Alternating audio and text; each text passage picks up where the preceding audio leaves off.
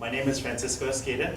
I'm a software engineer for CA Technologies. I work in their mainframe software engineering department, and we're hiring for the associate software engineering program.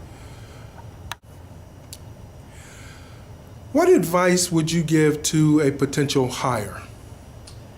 Okay, so there are a couple of things of advice that I would give to a potential hire. Number one, if you know the company that you're interviewing with, definitely do your research beforehand.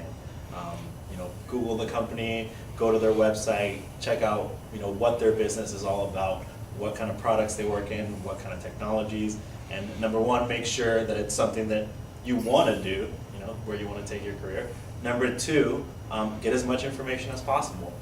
Get to know the employer, so that way when an employer asks you, and usually sometimes it's the first question, oh hey, have you ever heard of our company? Then you can tell them. And not only that, but if you have a good background on what they work on, once they ask you questions, you can sort of give examples and lead on to things that they work on. And it sort of creates a relationship and a connection that's a lot better and probably puts you in a better position in terms of an employer. Not only that, but just doing your homework beforehand, just like any other assignment, it's just giving you a leg up. So that's the number one thing. Number two, I would say, try to sort of connect with the employer as much as you can. Sometimes they'll try to ask like really either tough technical questions or questions that are difficult. Don't be afraid to sort of say, hey, I might not know the answer, but I've worked on this or that or anything like that. Because a lot of times when you get a question with interviewers, you'll ask them a question that they might not necessarily know the answer. What is a typical technical question asked during one of your interviews? So it depends on the background of whoever the candidate is. I usually try to look at the resume and try to look at different languages that they've worked on or different programming projects or different technologies that I've worked on. It's sort of, I usually try to be very fair with asking them something that they have background on. So let's say you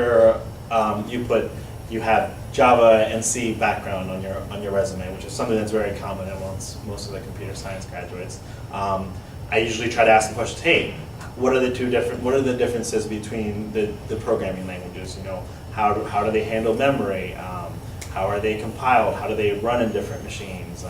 So just different questions that I sort of know the answers to and I've looked up beforehand, but at the same time I know that despite the fact that the students have worked on both languages, they have not necessarily pointed out the differences. So it sort of pushes them to think through the question, So they've worked on both languages, and if they sort of freeze, I try to point them in the right direction, and then I realize they go through the thought process and they say, oh, hey, you're right, C++ has to be compiled and specific to a certain machine, and Java on the other hand, creates a virtual machine and can run on any platform. And as I see that they're thinking through the answer and that they're sort of formulating in their own head, I see that they actually have command of the language and the technology that they've worked on, as opposed to just sort of memorizing an answer and just sort of slurring it right back at me.